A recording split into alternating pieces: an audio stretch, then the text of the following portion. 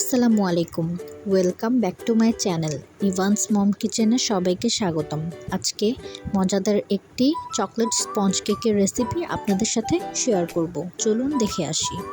প্রথমেই normal room টেম্পারেচারে থাকা দুটো ডিম আমি একটা বাটিতে ভেঙে নিব। তারপর একটা হ্যান্ড বিটারের সাহায্যে 1 মিনিট ডিমগুলো বিট করে নেব।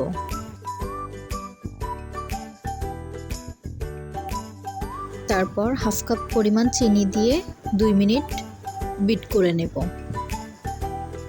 তারপর আবারও দিয়ে দেব হাফ কাপ পরিমাণ তেল দিয়ে 2 মিনিট বিট করে নেব।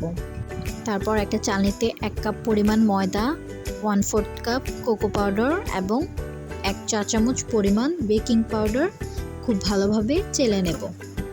তারপর এখানে দিয়ে দেব 1 চা চামচ পরিমাণ ভ্যানিলা এসেন্স এবং শুকনো উপকরণগুলো খুব ভালোভাবে আমি মিশিয়ে নেব।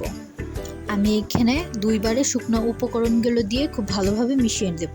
কখনো একবারে দেওয়ার চেষ্টা করবেন না, 2-3 বারে দিলেই খুব ভালো হয়। তারপর দিয়ে দেব 1/4 কাপ ঠান্ডা তরল দুধ দিয়ে তারপর খুব ভালোভাবে সুন্দর একটা ব্যাটার তৈরি করে নেব। দেখুন, তারপর একটা সসপ্যানে অল্প পরিমাণ তেল দিয়ে এরপর সসপ্যানের মাপ অনুযায়ী গোল করে একটা সাদা কাগজ কেটে নিয়েছি। তারপর খুব ভালোভাবে উপর দিয়ে বসিয়ে এরপর স্মুথ ব্যাটারটা ঢেলে দেব। ব্যাটারটা ঢালার পর কিছুক্ষণ ঝাঁকিয়ে নেব, তাহলে ভিতরের বাবলসগুলো আর থাকবে না। তারপর এখানে আমি একটা তাওয়ার উপরে কিছু পরিমাণ বালু হাই হিটে গরম করে নিয়েছি। এরপর পাত্রটা আমি বসিয়ে দিয়ে ঢাকনা দিয়ে 40 মিনিটের জন্য অপেক্ষা করব লো হিটে। 40 মিনিট পর একটা টুথপিকের সাহায্যে দেখে নেব কেকটা পুরোপুরি হয়েছে কিনা। টুথপিকটা পুরো পরিষ্কার হয়ে আসলে বুঝে নেব যে কেকটা পুরোপুরি কুক হয়ে গেছে। এরপর একটা বাটিতে আমরা ঢেলে সার্ভ করে নেব। দেখুন মাশাআল্লাহ কতটা নরম তুলতুলে ও সফট হয়েছে।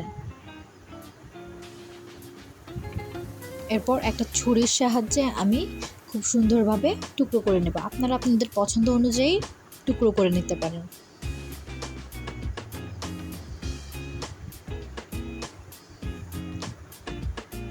দেখুন কতটা সফট হয়েছে। এভাবেই বাসায় ট্রাই করে দেখবেন। মাশাআল্লাহ কেকটা অনেক মজাদার হয়েছে এবং আমাদের পাশে থাকবেন এবং চ্যানেলটাকে সাবস্ক্রাইব করবেন। ধন্যবাদ।